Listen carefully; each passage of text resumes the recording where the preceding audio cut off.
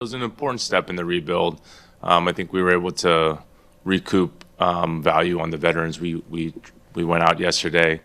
And I do think, first, a thank you and a shout out to Davion and Kelly and Bruce. I think their professionalism, sort of their basketball know-how, I think, the young players really started to benefit from that. But sort of being in expiring years, I think it was important for us to, find value for them in the trade market. But as far as it relates to Brandon, he's young, he's entering his prime. By no means is he sort of a finished product. I think we're expecting, a spark as far as a fresh start for him. He'd been in New Orleans for a while, and I think there's, for whatever, a string of bad luck that injuries-wise down there.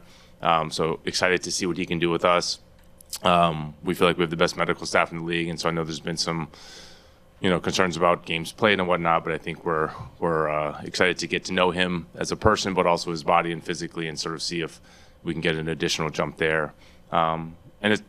Listen, at the onset, it takes a lot of really good players to win in this league, and so this is just sort of an incremental step along the way, as opposed to some big flag in the sand type move.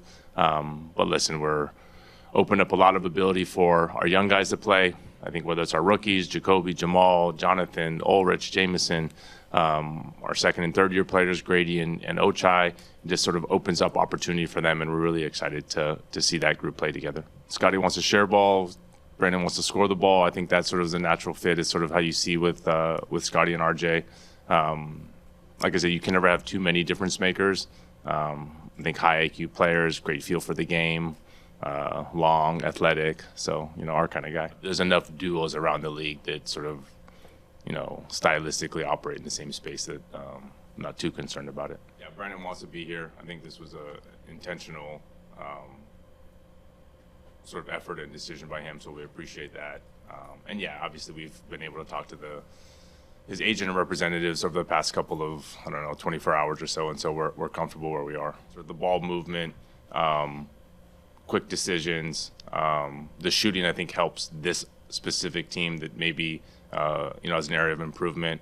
But no, definitely the sort of fast-paced thinking, transition, move the ball assists, we think definitely will sort of unlock part of Brandon's game. Offensively, he's incredibly talented, and so the spacing that he provides with his ability to shoot the ball, whether it's from three, or from the mid-range, I think opens things up for both of those. And RJ's cuttings, RJ's ability to finish around the rim, and then sort of Scottie's natural passing ability.